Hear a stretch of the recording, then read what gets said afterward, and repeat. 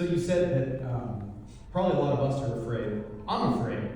And So maybe- am I. I'm afraid too.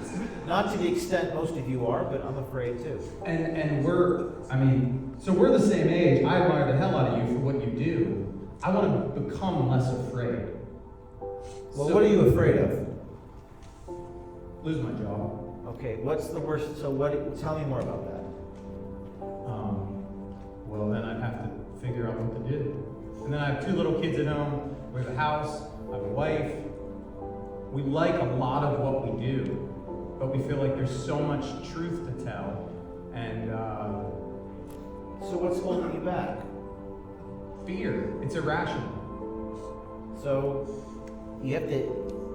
I have this conversation, by the way, every day. I mean, I just had this conversation this afternoon on Instagram, and she said literally, she said what you're saying. She said, "Well, I have to provide for my boys." And I said, "What do you mean? Are they going to starve to death if you tell the truth?" As far as I know, people don't starve in America, at least not yet.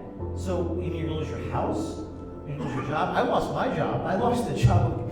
I mean, this is the great. I lost the job for the company that I founded doing this.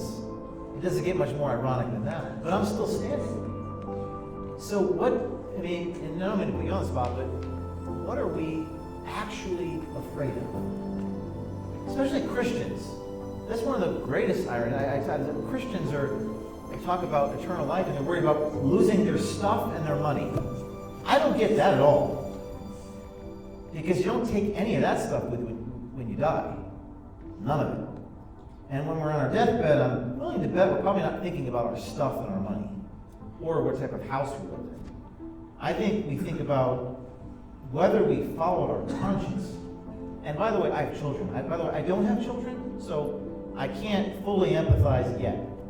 I hope to have children. But I would think that if I did have children, my little boys would appreciate the fact that I followed my conscience, even if it meant I lived in a smaller house, or I had to rent instead of own.